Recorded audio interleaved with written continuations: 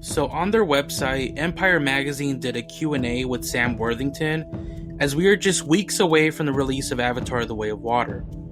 There are some really interesting questions and answers, so I thought we would go over some of them in this video.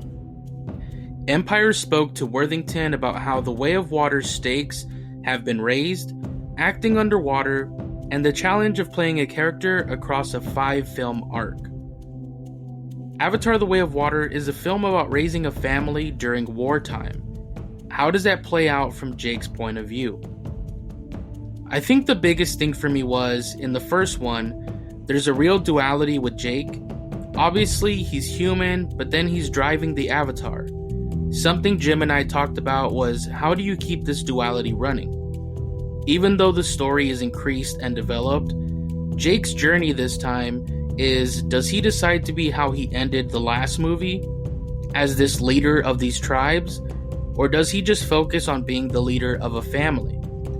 That's the duality of his journey in episode 2. For Jake, whenever you include a family, be it the immediate one or the bigger one of all the tribes, the stakes are immediately going to be raised higher than they were in the first one, where it was just a solo journey.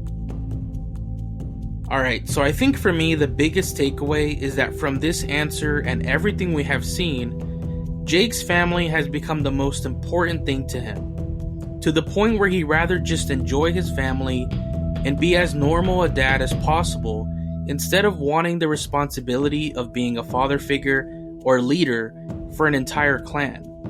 For those who joined us during the live stream of the High Ground Volume 1 or watched the replay, we see elements of that, for example, being overprotective of the children, even saying that's enough, about Loak seeming to have a hard time during his Ignimaya, with Neytiri offering the counter of, this is the Na'vi way.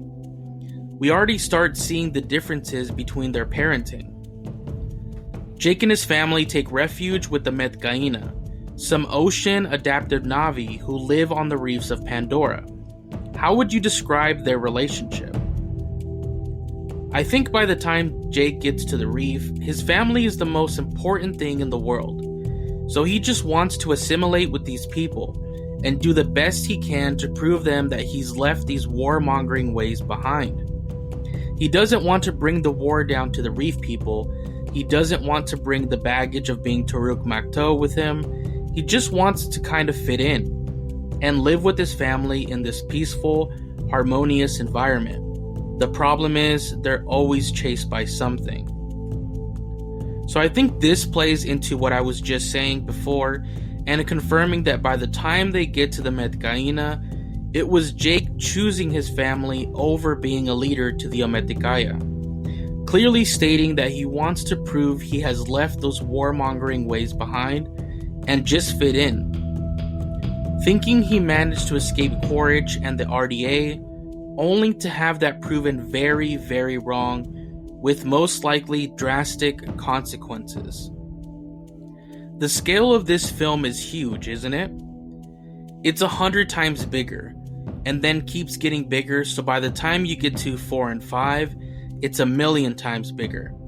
That's the way Jim operates. If he's got to do something, he raises the bar for himself and keeps challenging himself. He's not going to do a carbon copy of what he did the first time. He's just going to keep pushing that envelope and pushing the boundaries of what he can achieve technically and emotionally within filmmaking. As fans, I think all we want out of this in the long run is to be able to get to 4 and 5 and see this complete saga reach its conclusion. Like he said, even though this one already gets 100 times bigger, 4 and 5 are even more so, which I can't wait to see more and more of Pandora itself get revealed to us along the way, and the stakes get higher and higher. Speaking of 4 and 5, you know where your character is going. Does that help you? Absolutely. There's only a handful of us who know all the story. To me, it was very important that there's a progression of character, that the character wasn't Jake from the first one in the second, the third, the fourth, and fifth film like you see in some films. To me, the hero has to evolve as well. So you have identifying features from the original, his spirit, his rebellious nature toward things, his never give up attitude. But the biggest thing for me was that his behavior has to be reshaped by what's happening around the world.